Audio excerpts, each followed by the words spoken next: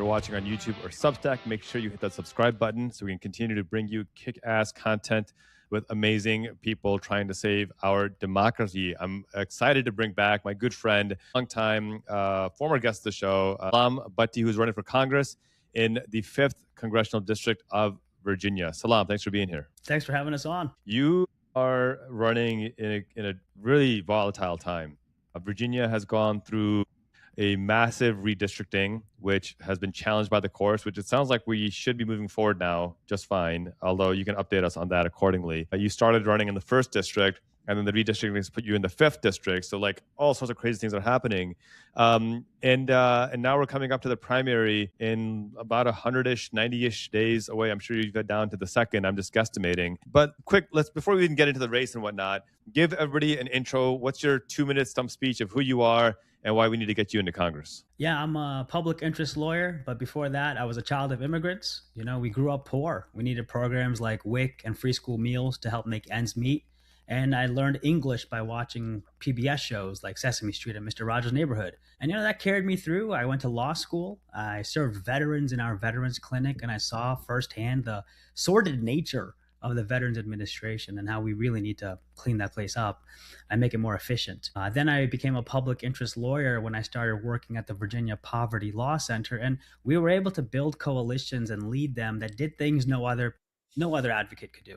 We expanded SNAP for 25,000 families through legislative changes. We expanded free school meals for tens of thousands of children. We increased cash assistance for the poorest families, which is typically single moms with 2 kids. We repealed racist laws like the drug felony ban on SNAP and TANF and the welfare cap of families. We even made things a lot more efficient by creating a screening tool known as snapscreener.com, used by over 2.5 million families across the country to unlock over $100 million in SNAP and WIC benefits. So this is the energy that is fueling us in our race for Congress.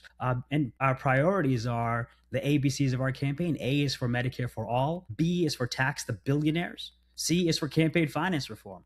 Because these are the roots, these are root issues that are not just impacting people and the kitchen table issues, but really destroying our democracy. One thing I love about your story, Salaam, is that you've done the work. You've been on the ground at least the last decade, doing the work, getting folks access to food, combating poverty, combating the economic insecurity that people have felt. And we're seeing right now our country experiencing the worst wealth and income inequality in modern history, certainly worse now than it was after the Great Depression. I won't say in history because we had slavery as a formal economic policy for a long time, but in modern history. So I just want to be nuanced about that. Fortunately, we're not seeing that translate into urgency from the Democratic Party. We were talking about this off air, that right now Donald Trump has the worst approval rating he's ever had in either term, at like 36%. And yet the Democratic Party under corporate Democrats like Hakeem Jeffries and Chuck Schumer have an even worse approval rating. We're talking in the 20th percentile. Why is that? There is no plan. There's no vision. There's no strategy to respond to Project 2025 and the complete gutting of democracy. You know, I met with a group of Democrats last summer, and one of the questions they asked, and I'll be transparent, it was the New Democrats, the New Democrat Coalition, a bunch of centrists, right?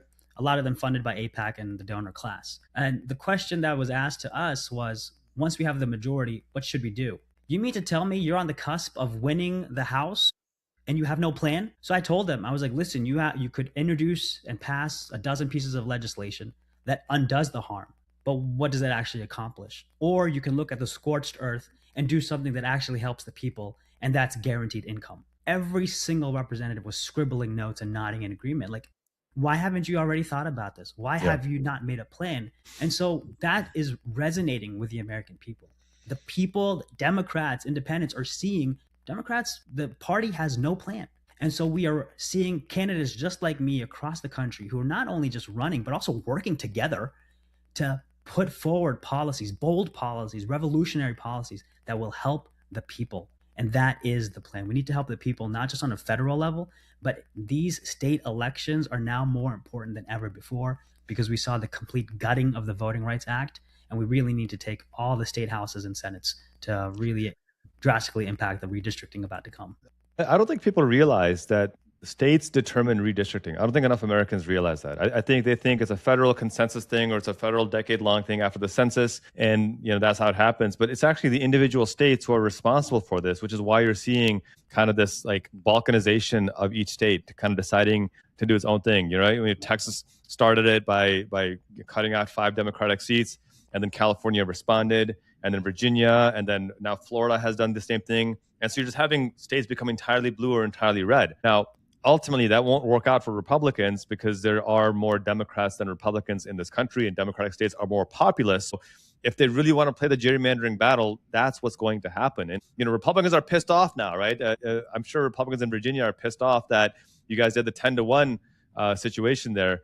But let's not forget that under Joe Biden, H.R. 1 banned partisan gerrymandering. Democrats unanimously voted for H.R. 1, and Republicans unanimously blocked it and prevented it from becoming law. Had Republicans voted with Democrats, then H.R. 1 would be law and partisan gerrymandering would be a thing of the past. But it's not, and that's why this is what's happening right now. So when you talk about undoing the damage, what does that look like? What do the first couple of pieces of legislation look like once you're elected to Congress? Yeah, day one, of course, is impeachment, not just about Trump, but his whole operation. And then secondly, we also need to make sure we get the John Lewis Voting Rights Act through. That's super critical because this is going to help make sure we don't have voting infringement happening in the states where it typically happens. We're going to have that commission and that oversight. We also need to reintroduce For the People Act, which you just mentioned, H.R. 1. Get that through the House, get that through the Senate, get it signed by the president, which of course we'll need to put in the work so that when we do have a House, a Senate, and a president, all Democratic in 2028, then we can get that through. So that doesn't mean we start working on it after that election. That type of work needs to start happening now. And Qasim, that's the work we did in Virginia. We did not wait for a blue wave. We did not wait for a blue majority. We introduced legislation even when it was unpopular to do so, because that helped us make sure our debates, all of our arguments, all of our points were ready for game day, and that we had the support of the caucus so that they wouldn't think this was some new thing, so that they were also ready once we had the majority. So we need to be working right now for that. Yeah, and you had the support of the Virginia populace of people to know that this is coming down the pike. It's not something that we just sprung on you. And this is one thing that pisses me off about the way Democrats work right now, is that you just show up in the last week and say, hey, come vote for me. Well, what do you mean you're not going to vote for me? That guy's a fascist. I'm less of a fascist. Vote for me. That's not the way it works. And it hasn't ever worked that way. It has to be a relationship. You've been running this campaign now for almost a year. And I'm sure you've got to be exhausted, mentally, financially, emotionally exhausted, physically exhausted. What are you hearing as you're knocking doors right now? What are the top couple of things that people care about? And if you're just tuning in, we're speaking to Salaam Bhatti, poverty lawyer, a community organizer running for Congress in Virginia's 5th Congressional District. What are you hearing on the doors as you're going from door to door and talking to different communities? We are hearing 3 frequently asked questions. Number 1, how old are you? Number 2, do you take any corporate PAC money? And number 3, do you take any APAC money? And I tell them I'm 39, and no, I'm not taking any corporate PAC money. No, I'm not taking any APAC money. And when they hear that, they're like, we're voting for you. Because the people in Virginia have been burned by candidates, in not just state politics, but federally as well, that they take corporate money and they're beholden to a donor class. And right now in our race, there is a candidate who last year, when she ran for attorney general, took $800,000 from the energy company.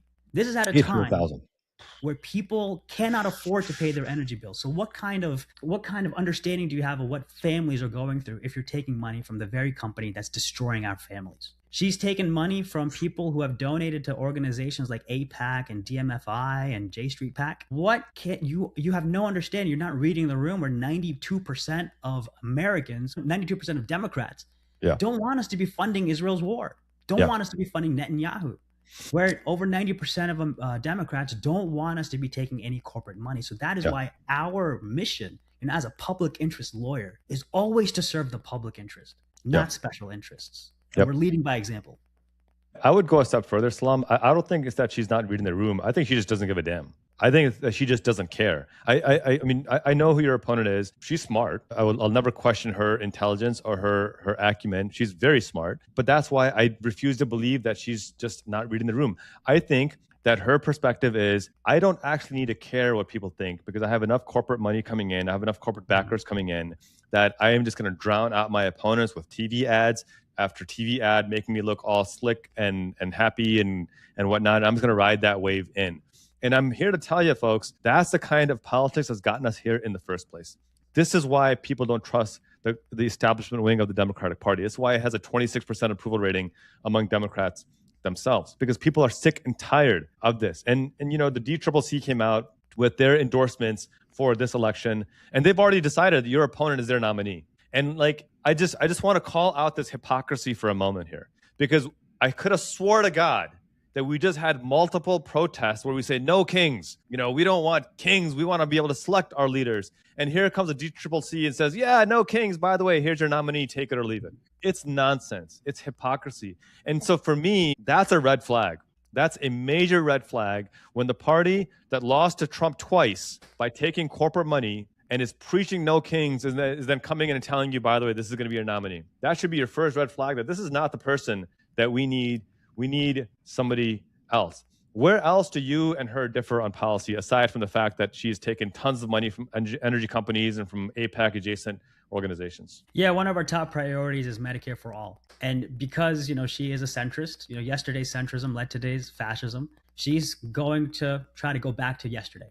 She wants to get back to the subsidies and all that kind of stuff. But listen, I'm sorry, but in a post-COVID world, right? It was bad enough before COVID, but in a post-COVID world where 1 million people died and we had the highest death rate of any developed country in the world, I think maybe any country in the world, period, for you to still say, you know what we need more of? We need more restrictions on healthcare access. That to me is sociopathic. It's insane, actually. It's offensive. It's beyond offensive. My family story. My children, 2 of them have chronic health conditions. One of them that could be fatal at any moment if we don't get her the care she needs immediately. Any person running for office right now that doesn't believe healthcare is a human right, to me, is absolutely a disqualifier, has no place no place in politics, and just no honor showing their face in the political spectrum. Sorry, I cut you off, but I just needed to get that out there. It's just insane to me that we're even having this debate on whether healthcare should be a human right or something that United Health can profit tens of billions off of while denying people care. Every single person at the door, bar less than a handful of people, have been all about Medicare for all.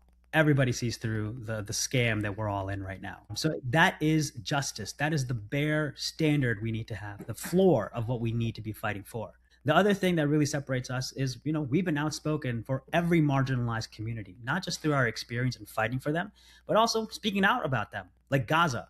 We have condemned Israel's actions. We have called it what it is. It is a genocide. And she thinks that Israel has a right to defend itself. Now, let me tell you, babies dying, starving to death in a NICU unit, what threat were they? And yet when we have a NICU nurse in Henrico County who broke the bones of at least 9 babies, and the plea deal that she got for them was 3 years, that's not even a year per bone. That's not even Talk more about that. I don't think people realize the egregiousness of this case that happened in Virginia. Please talk a bit more about this, because this to me is another just disqualifier. You cannot say that you're going to defend your community when you, as a prosecuting attorney, result in this case. I want you to kind of lay it out for folks so they understand exactly what's happening here. Listen, people are saying we need a prosecutor in office. No, we don't. Especially somebody who operates in this way. What happened in Henrico County, where we are, is there was a NICU nurse, a nurse who has one of the highest standards of care in the medical industry. These are babies, these are premature babies. And she was found to have broken, over a period of years, at least 9 premature babies' bones were broken. Some of these babies had multiple bones broken. And there is video evidence of her putting these babies into terrible positions, of her putting her body weight on these babies. This was deliberate. This was not accidental. This was absolute, the worst negligence ever. And all they got, all the plea agreement is 3 years. And the families, they're not even allowed to talk about it. So this is what we have. And there are people who are coming out and saying that this Commonwealth attorney, this county prosecutor, she's gotten her rapists, let them go. And it's Hold on, step back. Not a lot. Why aren't the families allowed to talk about it? I can't even ask. That's insane. There's some sort of gag order or something. Is it true that these babies are disproportionately black babies? They were black and brown. There were white babies as well. I think if folks want to Google that story, please do. We'll include this in our show when we put it out there, so you guys can see we're coming with receipts. But again, we're bringing this up because this is a real example of what someone has done when they were in a position of power. This is not character assassination. This is not, a personal moral failing that somebody had years ago and, we should overlook that. No, this is an example of what somebody who got elected to a position of immense power, this is how they wielded that power. A NICU nurse broke the bones. And for anyone who's a parent out there who has been around a baby at any point, babies' bones are actually extremely difficult to break because they're rubber. They're still forming. They're very hard to break. So to do that means the amount of pressure put on there was actually insurmountable and deliberate. And to get 3 years for that is just mind-blowing to me. I think about the fact that Kayleigh Browder, a Black teen, on the false accusation that he stole a backpack, got 3 years in Rikers, where afterwards he died by suicide because he was tortured in there into solitary confinement. And here, this woman broke the bones of 9 babies and gets 3 years because of your opponent's plea bargain or deal with them. It's insane to me. It's disqualifying. And folks, when we talk about the righteous anger we're feeling, it's not based off of we're having a bad day. It's that this is the kind of status quo Joe bullcrap that's gotten us into this situation. And we need people who are actually going to get us out by being unapologetic and calling it out so voters are informed on the people that they're being asked to entrust. Now, let me tell you this. She's obviously going to have some sort of, response as to my hands are tied by the law. Well, change the law. You've got friends who are endorsing you, who are in the state assembly.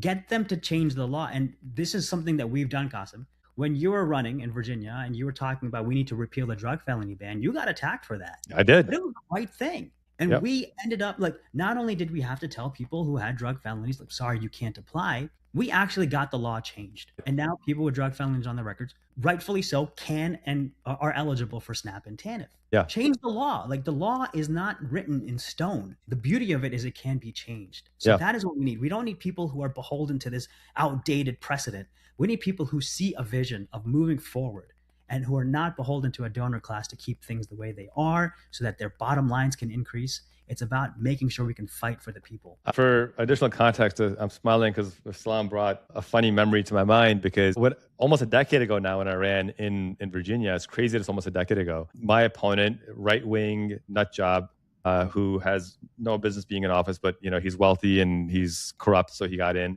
He attacked me, and the mailer said, Qasim Rashid believes that drug felons should be able to get food stamps. And I'm like, yeah, what the hell? Just because somebody has a drug felony, therefore we should starve them to death? Are you insane? So I actually took that attack ad and made it a pro-Qasim ad, and we raised several $1,000s off it. It was fantastic. But then, Salaam, you're one of the people who, as a poverty lawyer working with the Virginia State Legislature, got that law changed. And I love when people ask you, well, you've never been elected to Congress before. How are you going to know how to blah, blah, blah? And your answer is what? What's your answer when someone says, well, you've never been elected to Congress before. How are you going to be effective? I've drafted bills. I've formed and led coalitions to do things no other person could.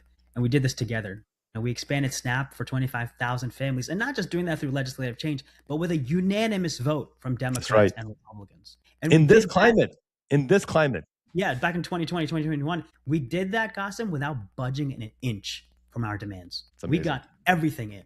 And we were able to do it because we showed the common vision of how this benefits society. And we brought in all different types of organizations to fight for it. We've looked at, creative ways of funding things like funding for expansion of school meals. We did that through the budget.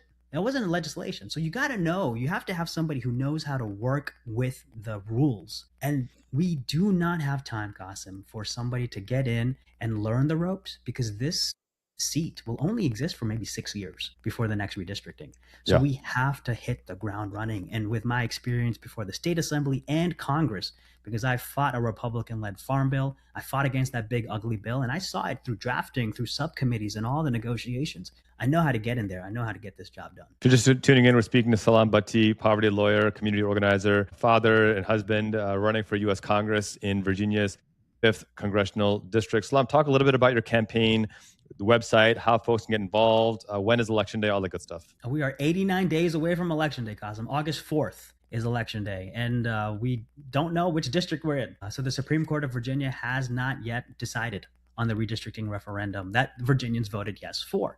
So we could be in the 1st district, we could be in the 5th, but the strategy we're employing right now, Qasim, is we are looking at the overlap. So the new 5 and the old 1 has an overlap. and Hmm. we were canvassing, phone banking, postcarding in that area. So we have nearly 250 volunteers, over 2,200 contributions from people, not executives, not lobbyists, just people who are ready for a government that will serve them. And so people can find us at salamforva.com. That's SALAAM as in Mike, FORVA.com. All of our social media is there. All of our campaign contribution links are there. Volunteer form is there as well. And check us out. Look at our issues. If you agree with 70% of it, support us. If you agree with 100% of it, go see a psychiatrist, in the words of Mayor Adcock. So, that's where we are, and that's what we've been able to create over the past year. And Qasim, I was just looking at my, statistics from 90 days ago. Barely had like 100 volunteers, barely had 800 donors. And now, 90 days later, we are almost at 250 volunteers. We're at almost 2,000 donors. And in 90 days, the people who are listening to this, who are watching this, they get to decide, where will we be in 90 days, not 89 days until the election day? Will we win? It's up to you. Yeah. And it's going to be a blue district. That's the thing, right? This is going to be a blue district regardless. So the primary is the election. That's the part I want to emphasize, that if we really want to send new leaders, new fighters to Congress, this is the time to do it. We're going to win the general. There's a blue wave coming. People are sick and tired of the MAGA fascism. We have Republicans voting for Democrats because they realize Trump is a con and they don't want anything to do with it. Great. You're late to the party, but welcome. Right now is the primary that we need to organize for. We're less than 3 months away. Let's end on a bit more positive note. We've talked a lot about what's wrong with politics right now. What are you seeing in people that's giving you hope? What's keeping you positive? What's giving you that extra pep in your step as you're going out and about, knocking doors and meeting different folks? We're knocking on doors of super voters. And these are people who have voted in most of the primaries, most of the elections in the past few years. And they are sick and tired of centrism. They are fired up with our vision. And they are like, we've been waiting for a candidate like you. Amazing. And so that keeps me going. Honestly, Qasim, if I could knock doors all day, I would be knocking doors all day. But unfortunately, there's a thing called call time. So I have to call donors for 3 to 4 to 5 hours a day just so I can earn my time out knocking on doors. So if your donors could all be putting in 10, 15 bucks, like it's nothing. I'm not asking for max contributions, just 10, $15. That will get me out on the streets more, because I was raised on the streets, Sesame Street, and I was raised in the hood, Mr. Rachel's neighborhood. So this is what we can do. We can get out there, we meet with the people, meet with them where they are. If the people were just putting in a lot of small dollar donations. I'm going to salamforva.com right now, and I'm donating in real time, because I firmly believe that I can't ask people to donate to a cause that I haven't donated to myself. And at the end of the day, you got to put your money where your mouth is, right? Because we all hear people talk about the importance of donating, but then the people making that claim don't actually want to do that themselves. So I want to bear witness. It's this fast, this easy. In the time that I started talking to you guys, I made a donation right now, and I will continue to support. $1 million would be campaign finance fraud, and that would be a problem. And that's why we don't want corporate money in politics, because that's the kind of trash that they pull. So salamforva.com, FORVA.com. And then if folks want to volunteer, in addition to knocking doors, what else can they do? Yeah, we have 20 different ways to help the campaign. One of the ways is door knocking. Another way is phone banking. Join our postcard posse. We're sending those out because honestly, Qasim, people get a lot of mailers. And those mailers cost tens of thousands, maybe even $100,000. We're a grassroots campaign. We're not running any mailers, but we have volunteers who are handwriting postcards. And that is really going to, set us apart from the competition. So join our postcard posse. We also have opportunities, to do data entry, other things remotely. And really one of the things we're also focusing on is making sure if you're in the district, let 10 of your friends know. Yeah. Bring them to your house and let's have a meet and greet, or just adopt 10 voters and see through now till election day that they vote for us. Gotcha. Last question before you go. It's going to be a tough one. It's going to be a real tough one. If someone said that they're willing to vote for you, but you have to admit that the movie Arrival is better than Interstellar, do you make that admission to get their vote? Is the movie Arrival better than Interstellar? Listen. I would have to employ the strategy utilized in Arrival to go back in time and to go forward in time, actually, through language to see if I win without agreeing to it. A politician's answer. I think you're ready. Salaam Bhatti, everybody. Salamforva.com. Check him out. Donate. Volunteer. Let's get him across the finish line. Salaam, thanks for being here. Let's have you back on before the primary as well. Thanks, guys. Thanks for the time.